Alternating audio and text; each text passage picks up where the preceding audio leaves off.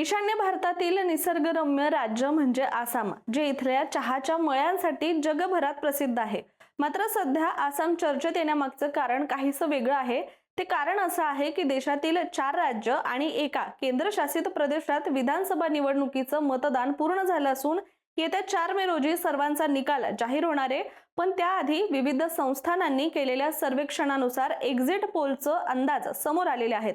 त्यात आसामच्या एक्झिट पोलचे आकडे सर्वात आधी समोर आले होते आणि येत्या 4 तारखेचा निकाल नेमका काय लागणार याकडे सुद्धा आता सगळ्यांचंच लक्ष लागलेलं असताना आपण व्हिडिओच्या माध्यमातून आसाममध्ये एक्झिट पोलद्वारे समोर आलेली माहिती, शिवाय इथलं राजकीय इतिहास नेमका काय सांगतो, त्याचबरोबर इतर महत्त्वाच्या मुद्द्यांवर सुद्धा सविस्तर बोलूयात. नमस्कार, मी रामेश्वरी आणि तुम्ही पाहताय कट टू कट. देशातील 4 राज्य आणि एका केंद्रशासित प्रदेशात मतदान पार पडलं. यामध्ये आसाम, केरळ, तमिळनाडू आणि पश्चिम बंगाल या 4 राज्यांमध्ये आणि पॉंडिचेरी या एका केंद्रशासित प्रदेशामध्ये हे मतदान पार पडलंय. मतदानाच्या आकडेवारीवर नजर टाकली असता पश्चिम बंगालमध्ये 294 जागांसाठी मतदान पार पडलं.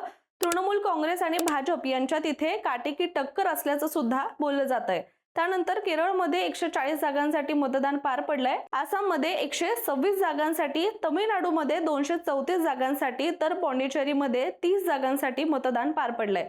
दरम्यान या सर्व निवडणुकांचे निकाल 4 मे रोजी जाहीर होणार असून त्याआधी विविध सर्वेक्षण संस्थानांचे एक्झिट पोल समोर आलेत. त्यात नेमकं काय समोर आलंय यावर सुद्धा आता आपण नजर टाकूयात. तर एक्सिस माय इंडियाच्या अंदाजानुसार आसाममध्ये भाजप पुन्हा एकदा आपलं सरकार स्थापन करू शकतं असा अंदाज एक्झिट पोलमध्ये वर्तवण्यात आलाय. आता पुन्हा एकदा भाजप येऊ शकतं याबद्दल खरं तर आपण पुढे सविस्तर बोलणारच आहोत. मात्र त्याआधी आपण एक्झिट पोल मधली आकडेवारी नेमकी काय सांगते हे पाहूयात. तर आसाममध्ये 126 जागांसाठी झालेल्या निवडणुकीमध्ये तब्बल 722 उमेदवारांनी आपलं नशीब आजमावलं होतं. मतदारसंघ फेररचनेनंतर ही निवडणूक होत असल्यामुळे राजकीय समीकरणं बदललेली इथे पाहायला मिळाली. दरम्यान बहुमतासाठी 64 जागांचा आकडा हा आवश्यक आहे. सत्ताधारी भाजपने 126 पैकी 90 जागांवर उमेदवार दिले, तर त्यांचे मित्रपक्ष आसाम गण परिषदेने आणि UPPL अर्थात युनायटेड पीपल्स पार्टी लिबरलने 11 जागांवर निवडणूक लढवली आहे. दुसरीकडे काँग्रेसने 99 जागांवर उमेदवार दिले, तर त्यांच्या सहयोगी पक्षांमध्ये रायजोर दलाने 13 आणि आसाम जातीय परिषदेने 10 जागांवर उमेदवार उभे केले. याशिवाय ऑल इंडिया युनायटेड डेमोक्रेटिक फ्रंटने 27, तृणमूल काँग्रेसने 23, झारखंड मुक्ती मोर्चाने 19 तसेच इतर छोट्या पक्षांनी आणि अपपक्षांनी सुद्धा मैदानात उडी घेतली आहे. आता एक्झिट पोलच्या आकडेवारीकडे पाहिल्यास भाजप प्रणित NDA पुन्हा सत्तेत येण्याची शक्यता अधिक असल्याचं दिसतं. तर एक्सिस माय इंडियाच्या अंदाजानुसार NDAला 88 ते 100 जागा मिळू शकतात, तर काँग्रेस आघाडीला 24 ते 36 जागांवर समाधान मानावं लागू शकतंय. मॅट्रिक्सच्या अंदाजानुसार NDAला 85 ते 95 जागा मिळण्याची शक्यता असून काँग्रेसला 25 ते 32 जागा मिळू शकतात असं म्हटलं गेलंय.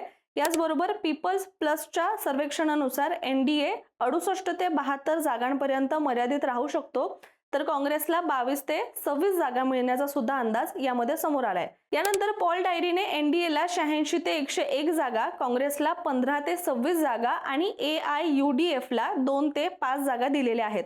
यासोबतच JVCच्या अंदाजानुसार NDAला 88 ते 101 जागा, काँग्रेसला 23 ते 33 जागा आणि इतरांना 2 ते 5 जागा मिळण्याची सुद्धा शक्यता वर्तवली आहे. यासोबतच वोट शेअरच्या दृष्टीने पाहिल्यास भाजपला सुमारे 48% मतं मिळण्याचा अंदाज असून काँग्रेसला 38 ते 39% मतं मिळू शकतात, तर इतर पक्षांना मिळून सुमारे 14% मतं मिळण्याची शक्यता सुद्धा व्यक्त करण्यात आली आहे. हे आकडे पाहता गेल्या दशकभरामध्ये काँग्रेसला आसाममध्ये सत्ता मिळवण्यात अपयश येत असल्याचं सुद्धा चित्र हे कायमच राहू शकतंय. दरम्यान थोडं मागे अजून वळण पाहिलं म्हणजेच इथला जर राजकीय इतिहास लक्षात घेता ईशान्य भारतातील या महत्त्वाच्या राज्यामध्ये काँग्रेसने गेल्या 15 वर्षांपासून सत्ता गाजवली होती. पण 2016 मध्ये भाजपने पहिल्यांदाच आसाममध्ये सत्ता स्थापन करून ईशान्य भारतामध्ये आपलं वर्चस्व स्थापन केलं. त्यावेळी सर्बानंद सोनोवाल हे पहिले भाजपचे आसामचे मुख्यमंत्री ठरले होते. मुख्यमंत्री होण्यापूर्वी ते भाजपचे अध्यक्ष सुद्धा राहिले आणि केंद्रात क्रीडा व युवा व्यवहार मंत्री म्हणून सुद्धा कार्यरत होते. शिवाय अवघ्या 30व्या वर्षी राज्यातील सर्वात मोठ्या प्रादेशिक विद्यार्थी संघटना ऑल आसाम स्टुडंट युनियनचे अध्यक्ष म्हणून सुद्धा ते राहिले होते. यासोबतच त्यांनी 23 वर्षांनंतर राज्य विधानसभा निवडणुकीमध्ये सत्ताधारी काँग्रेस पक्षाचा भारतीय जनता पक्षाच्या नेतृत्वाखाली दारुण पराभव केल्यानंतर ते आसामचे मुख्यमंत्री झाले होते।